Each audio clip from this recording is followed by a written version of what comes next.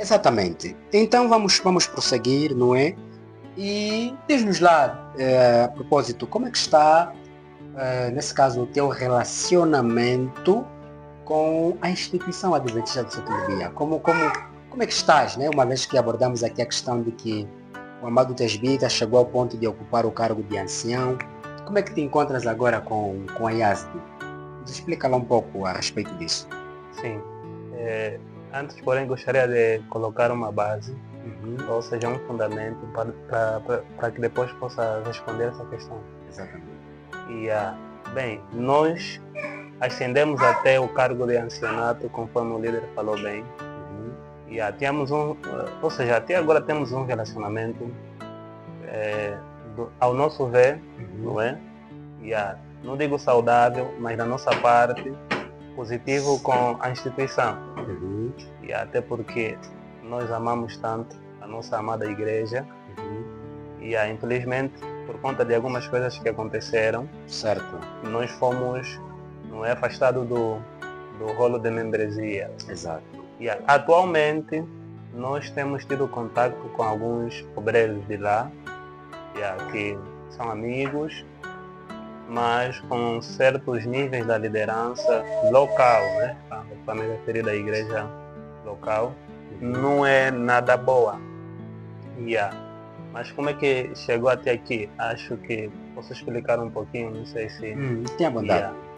Bem, nós, quando começamos a receber as verdades do Espírito da Profecia, conforme diz o profeta Jeremias, não é? Que as palavras de Deus, elas ardem, não é? Elas parecem que nem fogo, e dá aquela vontade de você não ficar calado.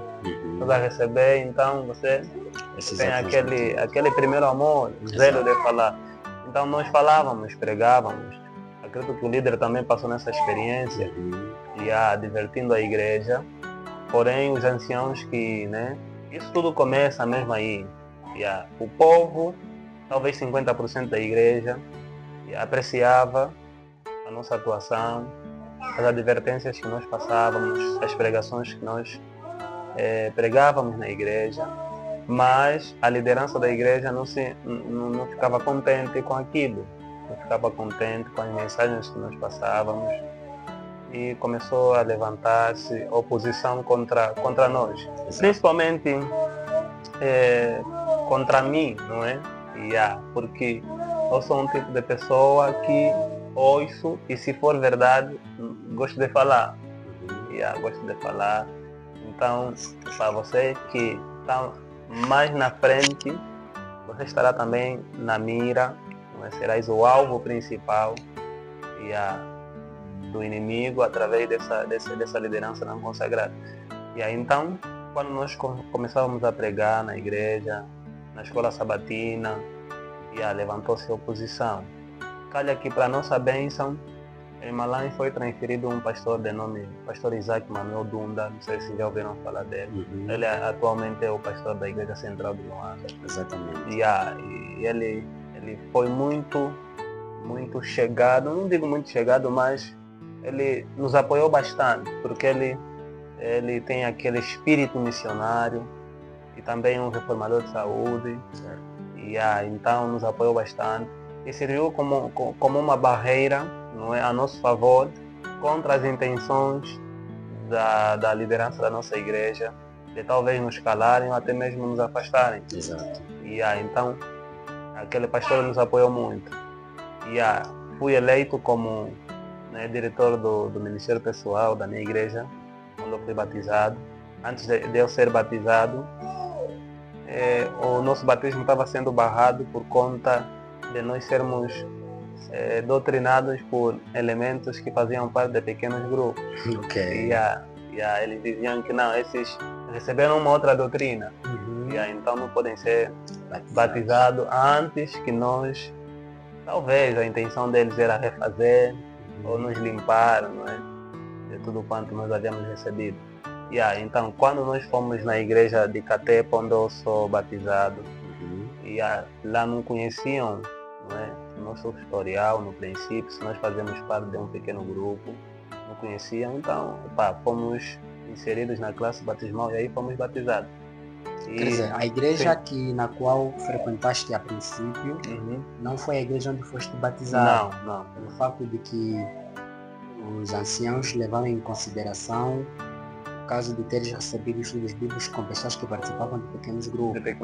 Desta feita houve a necessidade de uma mudança de igreja para poder receber o batismo. O batismo, sim. Exatamente. E esse processo de impedir o nosso batismo durou 2 anos, se não estou em 2 anos. Até que um dos elementos do nosso grupo se deslocou para uma outra igreja e lá foi batizado. Então nós seguimos o mesmo curso e fomos batizados. E lá fomos eleitos como diretor do Ministério Pessoal, a princípio vice, depois diretor. E depois fomos eleitos como diretor de um salão que também, através dos nossos trabalhos missionários, o salão foi levantado. E depois fui eleito como diácono. Aí então ascendi ao cargo de ancião B da Igreja Central. Exato. Da Igreja Central. Sou responsável pelo departamento do Ministério Pessoal da Escola Sabatina. Sim, da Igreja Central de Catepa, lá em Malange. Agora, quando o pastor Isaac, ele deixa de ser pastor da nossa igreja, é aí quando as coisas se complicaram para nós. Porque ele nos defendia. E quando ele deixa de ser o pastor da nossa igreja, já não tínhamos mais quem nos defendia. E aí então os anciãos que já nos marcaram, eles viram aquilo como uma oportunidade para poder fazer a cabeça do novo pastor contra nós. Exato. E calha que o novo pastor era alguém que também não estava muito alinhado com o espírito da profecia, não estava muito a favor com o trabalho dos leigos.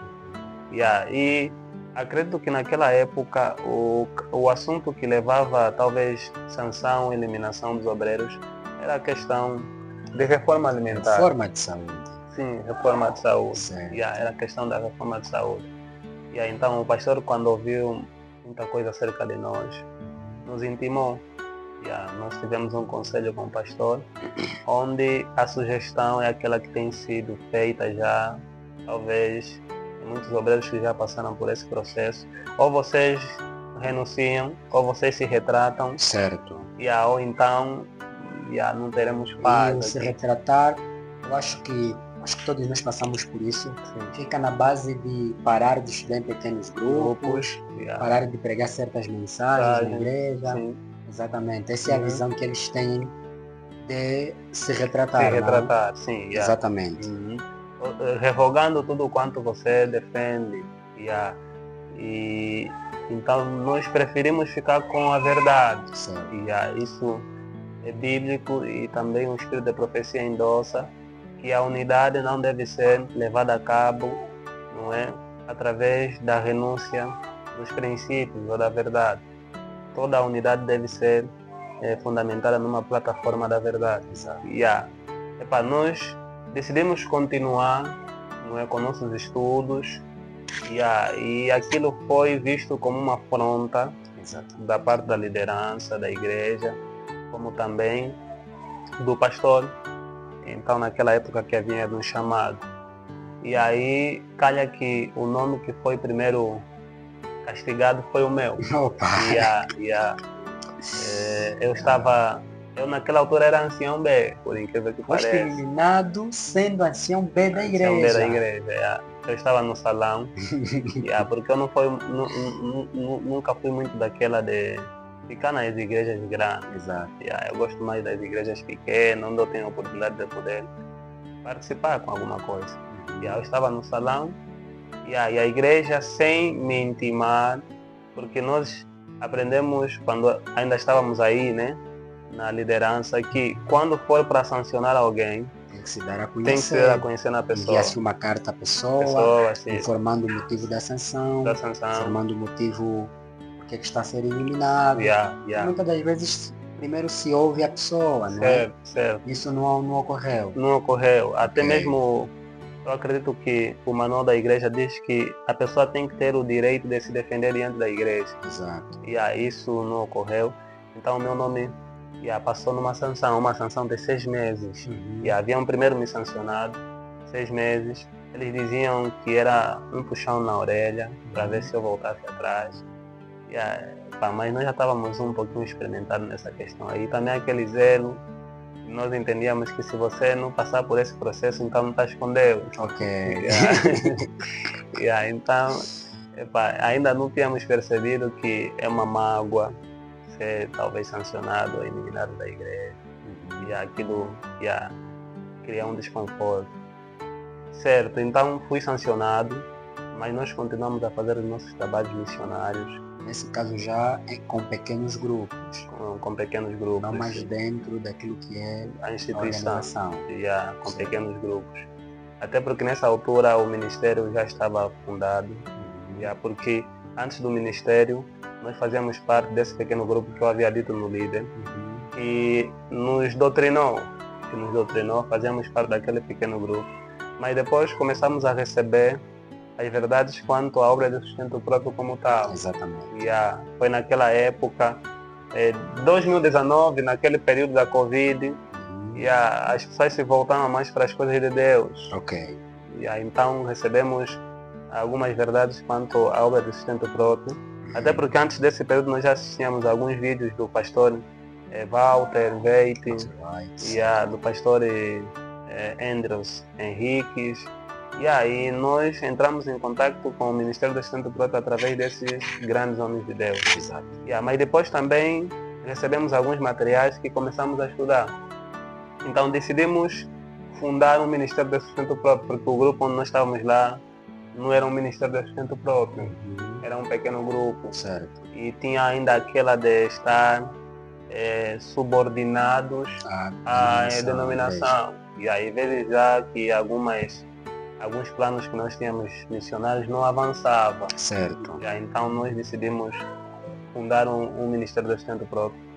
E fundamos o Ministério Visão Profética, isso no ano de 2019.